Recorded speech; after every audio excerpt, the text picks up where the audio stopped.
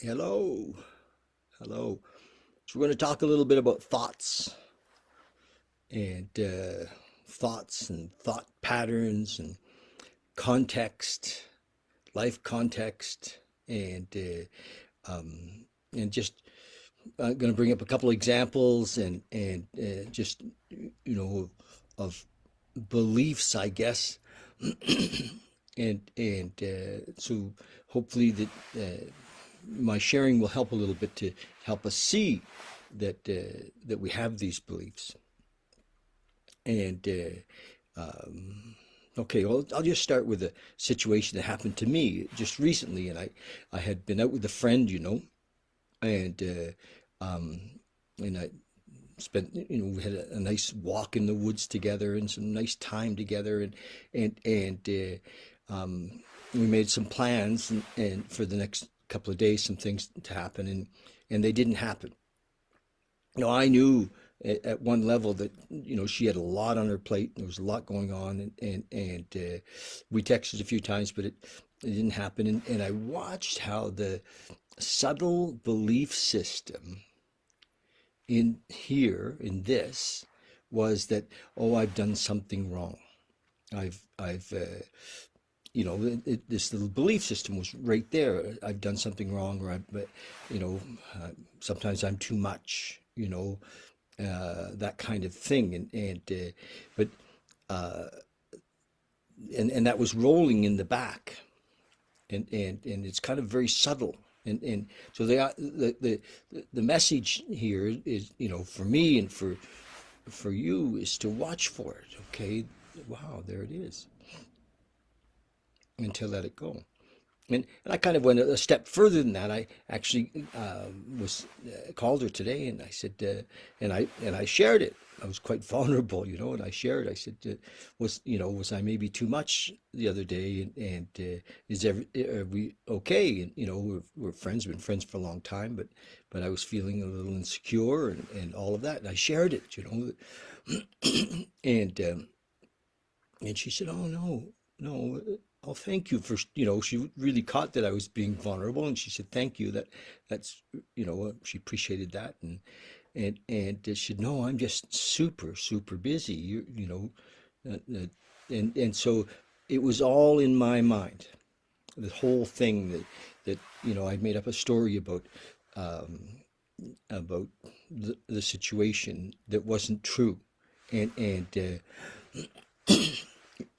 it's very subtle, and I see that it's there. It's my conditioning from that still rides up sometimes, and mostly it for me it's not been there, that kind of thing, for quite a long time, but when it comes up, it's nice to be able to see it. And so my message, my thought is, what is it that is in your subtle, the context of who you think you are? And a lot of mine over the years have been, I'm not good enough, I'm not smart enough, um, you know, uh, somebody doesn't like me. Those kind of things were mine. Remember, you know, maybe you don't have those, but that was part of mine. I mean, I'm a recovered alcoholic and addict, and I had a lot of that stuff in the system from my conditioning as a child, and and and I believed it was true. I mean, if you'd asked me, I wouldn't have said it, but it was my hidden context about myself. I believed it was true, and so what's happened, and I realized after 40 some years of uh, of 40 some years of playing around with this, that I wasn't able to just change it. I wasn't able to reprogram it. It was like died in, and so I had to literally discover who I was, my natural self. And my natural self, and all of us are the same. We laughingly say, many of us, so that we're spiritual beings having a human experience. And everybody goes, yeah, yeah, that's right. But but how true that is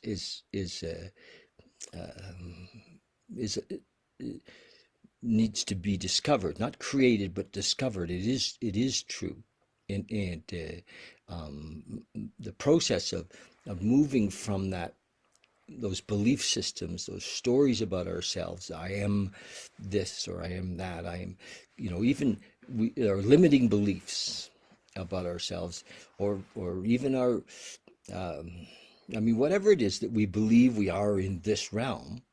Uh, yes, we can say that that's true, if it's something that we want to hang on to in a way, but beyond that, we're so much more.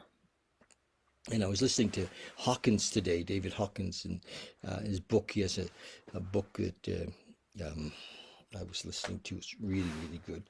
And just going to actually find which one I was listening to. It's called Healing and Recovery by Hawkins. And in the book, they were talking about the different levels, when we're living in shame and guilt and fear. And how, of course, when we're in those lower realms, we have very little power. And we're very susceptible to those opinions or beliefs about ourselves, and so we want to live in the higher realms. And how do we get to those?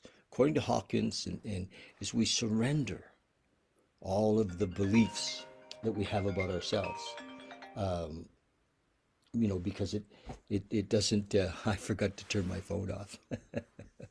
And sometimes, it's hard to imagine it would ring twice and just like that. And so we surrender when we become aware. The question is, how aware do you want to be? Do you want to pay attention? And so when the stuff comes up, I'm not good enough, or maybe they don't like me, or maybe I did something wrong, or that kind of stuff that's often there, or we're even really often, many of us, in a victim situation. We feel like, um, that our wife has really screwed us over, and that thought is there. Women can't be trusted, or men can't be trusted. Those are all conditioned beliefs. you know there's examples where that could be true with individuals, but it's not. It isn't a truth. It isn't a spiritual truth. It isn't it isn't true. It's a conditioned belief. So we want to surrender that. We want to let that go. We want to, whatever it is that I'm not tall enough. you know, um, and as we do surrender, we literally are lifted up into the next level, if you will, into acceptance, or into unconditional love, and into who we our natural state. We can't kind of train ourselves to be unconditional love. We are that. And but if we're living in the conditioned belief, so we watch for it. Just can keep our eye open when it's coming up, and it becomes, the more we see it, the more easier it is to just let it go. Not to fix it, not to make it wrong. When I made that phone call, I didn't get off the call and say, "Oh, wow, was I ever stupid?" It was oh, yes, of course, I saw it. It was, but when I was in it, sometimes it's not so easy to see. And how honest do we want to be? That just to surrender the inner dialogue, and people are receptive. So anyway, that was my story today. It's not about becoming something. We are that. We are love and beyond. We are one with this whole thing. We are this creation. We are light, and it becomes more obvious the more we surrender, the more we let go, the more we be present in each moment. It becomes so obvious.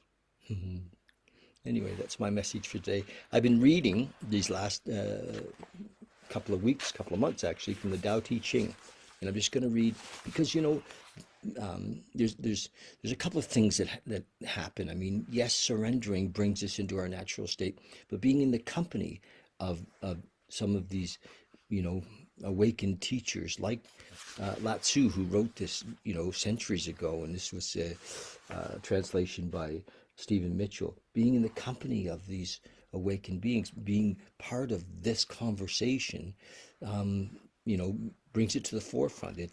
We're lifted up. When I listen to my, I call him my buddy, but he's not, I've never met him, but Muji, Muji to me is a very awakened fellow, or if I listen to Dr. Hawkins, an awakened fellow, and that stuff, being in the presence of that, it helps us, for the addicts and alcoholics in my audience, being in a meeting, going to a meeting, the vibration in the 12-step world, according to Hawkins, is around 540, which is unconditional love. So being in the presence of unconditional love lifts us up.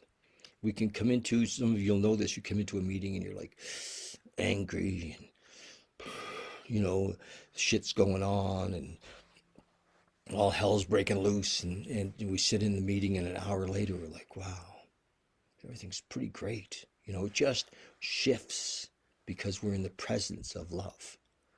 And that's the beauty of what happens there. It's not that we've learned, and that we, even though we do, learn a design for living in the 12-step program, but just being in the presence of others, and having an honest concern for somebody else. We sit in a meeting, we hear somebody telling their story, and we're like, oh, I love that person. I just wish I could, and we feel the love.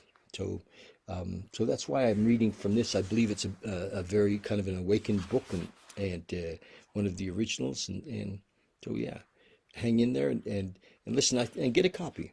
It's just every day you can open it to any page, and there's something that's really amazing. It's chapter 59, very short.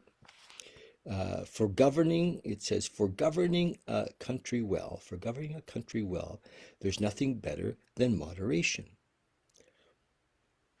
The mark of a moderate man is freedom from his own ideas. Tolerant like the sky, all-pervading like sunlight, firm like a mountain, and supple like a tree in the wind. He has no destination in view. He makes use of everything. Life happens to bring his way. In the flow, baby. Now it says nothing is impossible for him because he has let go. He can care for people's welfare as a mother cares for her child. Letting go just makes us so available. We're not holding position or ideas. It's where all the power is, really. So, chapter 59 of the Tao Te Ching.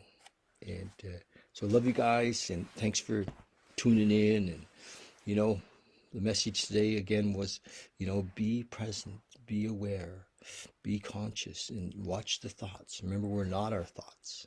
The thoughts are like the whole context has been programmed in, often by people who were afraid, who, weren't happy, who were not aware. God bless them. Didn't mean that they didn't love us. They just didn't know. So, it's not about learning our way out of it. It is we surrender our way to being who we truly are, and that is love. Cheers. Love you guys. Thank you.